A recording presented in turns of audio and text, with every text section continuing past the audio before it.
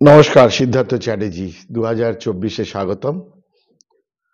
আহ, আজকাল অ্যাভারেজে এসআইপিতে মিউচুয়াল ফান্ডে পড়ছি 17,000 কোটি টাকার মতন মান্থলি ইনফ্লো হচ্ছে।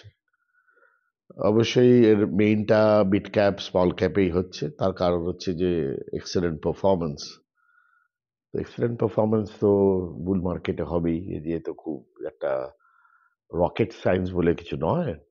বাট যা হয়, যেখানে বাড়ন্ত বাজারে ইনভেস্টরদের ইন্টারেস্টটা বাড়ে, কনফিডেন্সটা বাড়ে, আবার উল্টো দিকে বাড়ন্ত বাজারে ভ্যালুয়েশনটা একটু হাই হয়, সেটার একটা বিপদ যখন তখন আসে কিংবা আসতে পারে। ইন দ্য মিন টাইম জানুয়ারি মাসে আমরা বাজেটের মাসে মোটামুটি ঢুকে পড়েছি, কারণ 1 ফেব্রুয়ারি হচ্ছে বাজেট। তো এখন তো জানুয়ারি 13-14 মতন রয়েছে, তো আর 15 দিনের মধ্যে বাজেট পাওয়া যাবে। বাজেট তো ইন্টারিম বাজেট, আমি জানি না এই বাজেটে কি এক্সপেকটেশনস কিংবা কি হতে পারে। তবে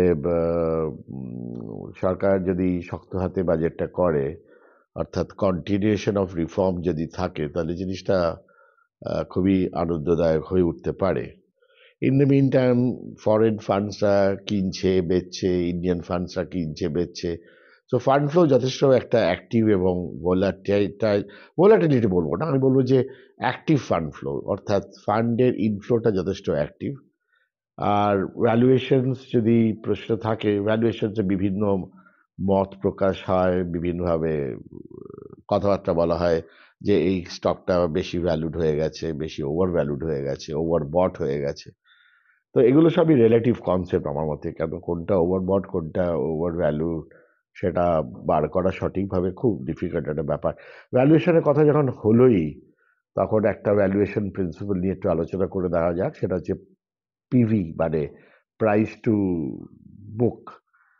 তো পিবিটা আমরা যথেষ্ট ইউজ করি, মানে যখন বর্তমান দাম বুক ভ্যালুর সাথে কম্পেয়ার হয়, তখন সেটাকে আমরা প্রাইস টু বুক বলি।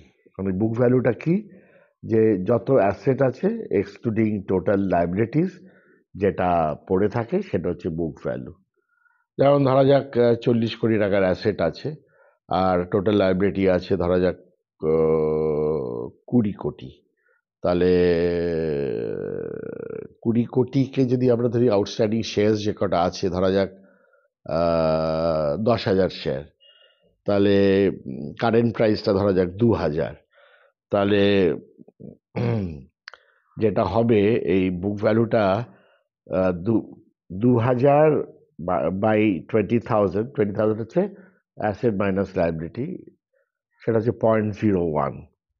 তো এটা হচ্ছে পিবি, প্রাইস টু বুক। এটা একটা ভ্যালুয়েশনের প্রিন্সিপাল। সুতরাং এখানে কি আছে, অ্যাসেটস আছে, লাইবিলিটিস আছে।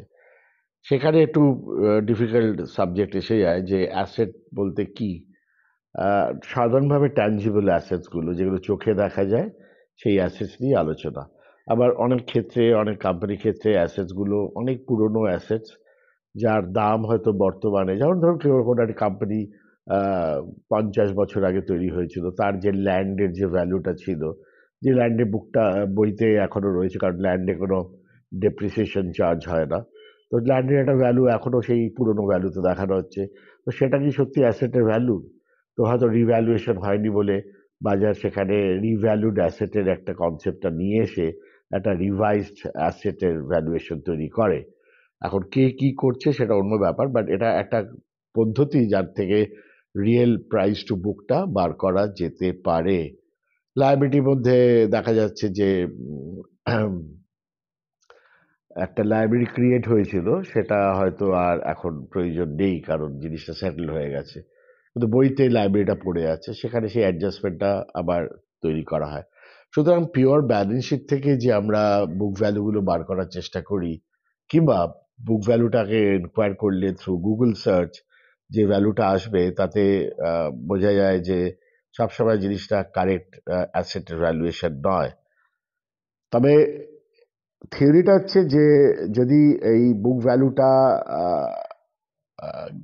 গ্রেটার দ্যান 1 হয়, তার মানে কারেন্ট প্রাইসটা কোম্পানিজ বুক ভ্যালু থেকে বেশি, তো যত এই গ্রেটার দ্যান 1 হবে, সে 3 হোক, 4 হোক, 5 হোক, 6 হোক, তো তাতে বোঝা যাবে যে জিনিসটা বেশি ভ্যালুয়েশন করা আছে, মানে কারেন্ট মার্কেট প্রাইসটা বেশি ভ্যালুড অথবা ওভার ভ্যালুড ইত্যাদি। এখন বুক ভ্যালু লেস দ্যান 1 খুব কম ক্ষেত্রে পাওয়া যায়, এবং যদি পাওয়া যায় তাহলে বুঝতে হবে যে বুক ভ্যালু মানে কারেন্ট মার্কেট প্রাইসটা বুক ভ্যালু থেকে কম কেন। সেখানে অবভিয়াসলি যেটা আসবে, রিটার্ন অন ইকুইটিটার ফ্যাক্টরটাকে আমাদের, এটা নিয়ে আমরা আগে ভিডিওতে আলোচনা করেছি, রিটার্ন অন ইকুইটি, সেই ফ্যাক্টরটাকে আমাদের ঢোকাতে হবে যে higher price to book is expensive but need not be necessary expensive.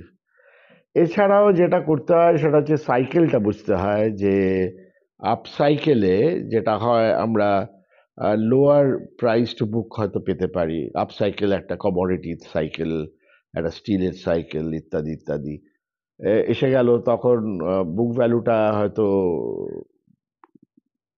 নামানো থাকে, কম থাকে, but with the current price going up along with the cyclical nature of the industry, তখন হয়তো বুক ভ্যালুটা একটু ডিপ্রেসড থাকে। এই জন্যই রিটার্ন অন ইকুইটিটা বারে বারে চলে আসে, যে প্রাইস টু বুক তো আমরা দেখলাম, বাট রিটার্ন অন ইকুইটিটা কি সেটা একটু বার করতে হয়। তবে এই প্রাইস টু বুক কোথায় বেশি কাজে লাগে, সেটা হচ্ছে যে যে কোম্পানির ট্যাঞ্জিবল অ্যাসেটস সেগুলো বেশি করে থাকে, অর্থাৎ ব্রিক অ্যান্ড মর্টার কোম্পানিজ। এবং কাদের ট্যাঞ্জিবল অ্যাসেটস থাকে, যেমন ধরুন রিফাইনিং কোম্পানিগুলো, বিশাল ট্যাঞ্জিবল অ্যাসেট, ওএনজিসি ইত্যাদি ইত্যাদি। তো সেখানে একটা অ্যাসেটের বিরাট খেলা থাকে। কমোডিটিতে যেহেতু একটা কমোডিটি কোম্পানিগুলোতে একটা বড় অ্যাসেটের খেলা আছে, সেই জন্য ওখানেও প্রাইস টু বুকটা একটা ইম্পর্টেন্ট, ব্যাংকিংয়ে জিনিসটা ইম্পর্টেন্ট। এবং প্রাইস টু বুকটা কোথায় খুব একটা কাজে দেয় না, সেটা হচ্ছে যে মানে অনেক কোম্পানি আছে যে ইনট্যাঞ্জিবল অ্যাসেটে অনেক ইনভেস্ট করে, যেমন let's say R&D, research and development, specially pharma কোম্পানিজের ক্ষেত্রে। আবার হয়তো দেখা যাবে যে অ্যাডভার্টাইজিং খরচটা অনেক বেশি করে, কারণ তার সুদূর প্রসারিত তার বেনিফিট আসতে চলেছে এই বছরই অনেকখানি। তো অ্যাডভার্টাইজমেন্টটা তো আমরা রেভিনিউতে চার্জ করে দিই, সুতরাং সেটা হিসেবে অ্যাসেট হিসেবে ক্রিয়েট করা হয় না। এছাড়া আছে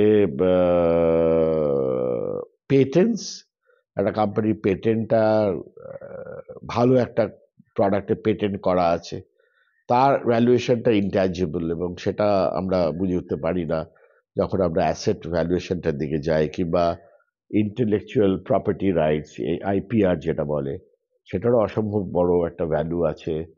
তো তা এইসব ভ্যালুয়েশনসগুলো, না ব্র্যান্ডের একটা ভ্যালুয়েশন আছে, অনেক কোম্পানি ব্র্যান্ড আছে, সেই ব্র্যান্ডের ভ্যালুয়েশনটা ব্যালেন্স শিটে পাওয়া যায় না, মানে করা হয় না, করা উচিত আমার মতে, বাট আদারওয়াইজ সেপারেট কোম্পানি করে করা উচিত, সেটা অন্য গল্প, সেটা ফাইন্যান্সিয়াল প্ল্যানিং এর একটা অঙ্গ।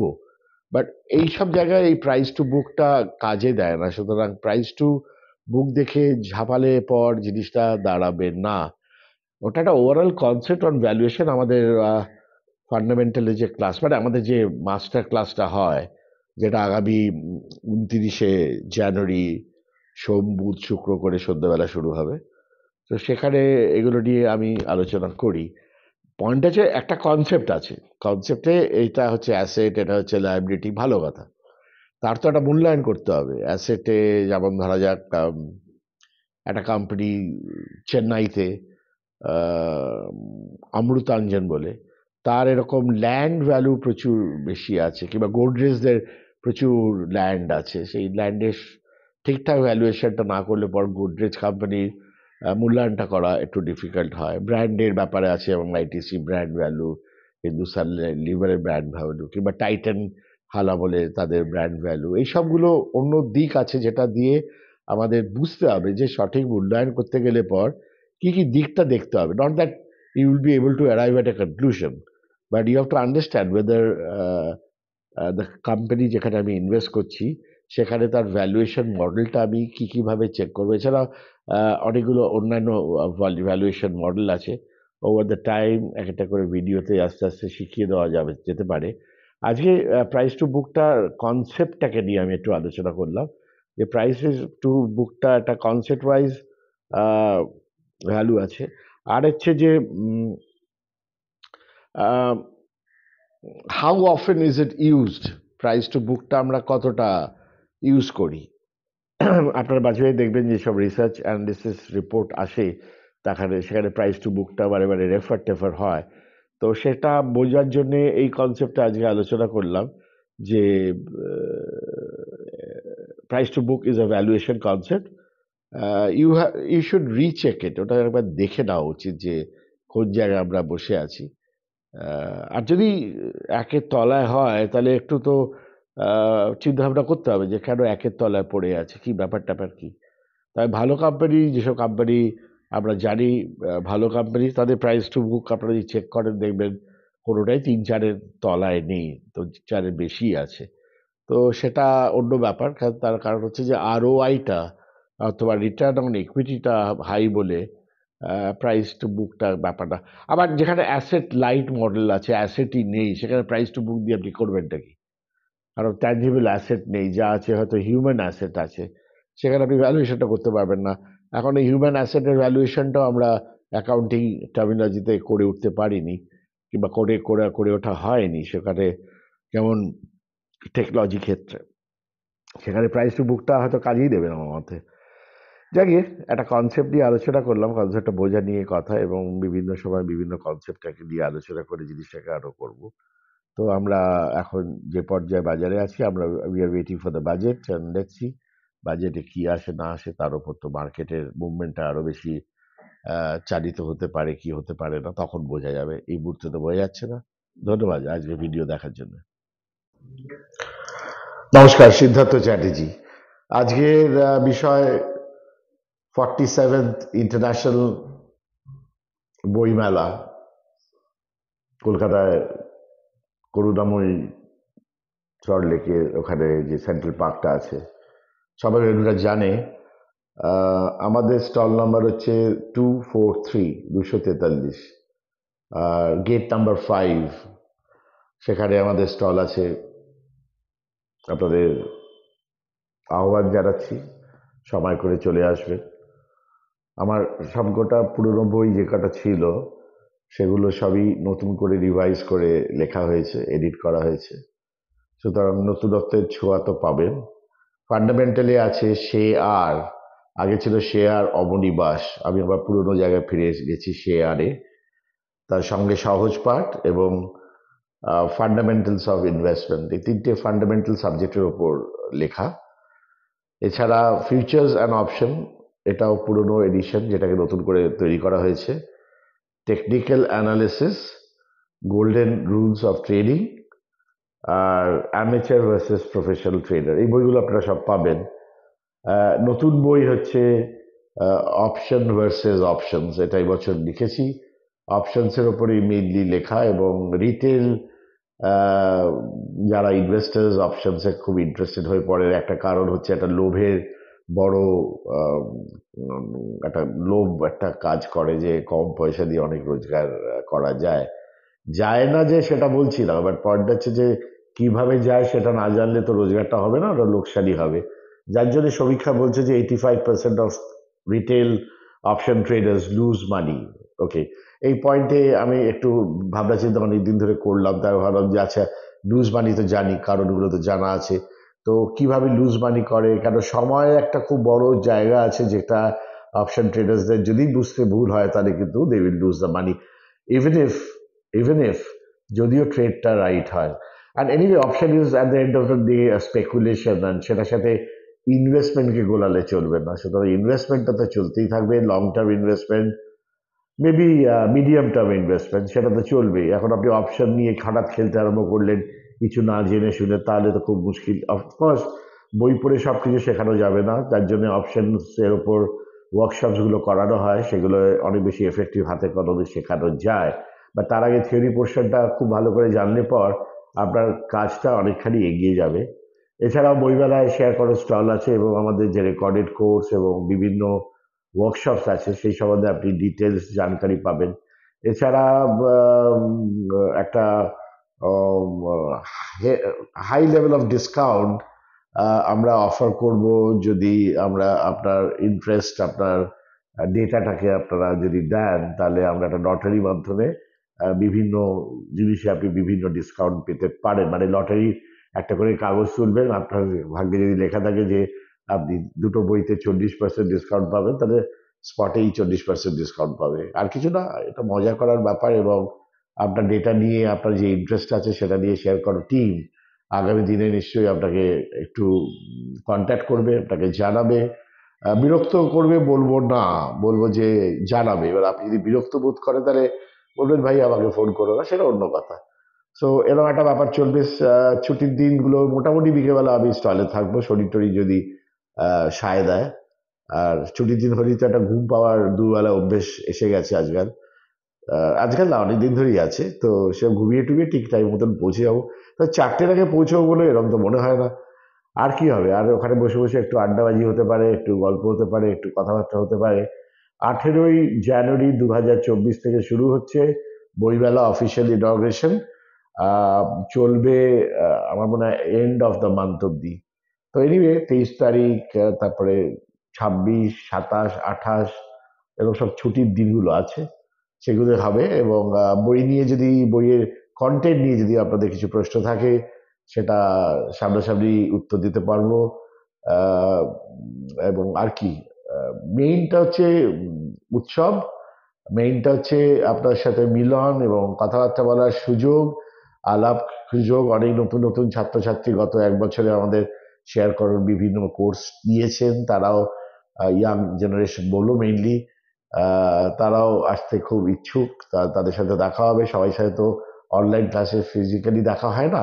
এছাড়া বইমেলাতে বোধহয় ওই সব কোর্স ফোর্স যেগুলো আসছে আগামী দিনে, তার উপর অনেক কিছু আপনারা জানতে পারবেন। সেটা সামনাসামনি জানতে পারলে কিছু ডিটেলসে ক্লারিফিকেশন হয়ে যায়। অনেকগুলো কোর্স আসছে এবং সবচেয়ে ইন্টারেস্টিং আমার মনে হয় অনেক বছর পরে যেটা করব সেটা হচ্ছে ফিজিক্যাল কোর্স করব, অর্থাৎ অনলাইনের বদলে অফলাইন করব। অনলাইন চলবে, অফলাইন একটা শুরু করব, সেটা ফেব্রুয়ারি মাসেই শুরু করছি। এবং সাবজেক্টটা হবে একটা, আই থিঙ্ক, অনেক ভেবেচিন্তে আমি ভাবলাম যে সাবজেক্টটা concept building on fundamentals training এবং টেকনিক্যালসটা করে দেওয়াটা খুব দরকার হচ্ছে সামনাসামনি।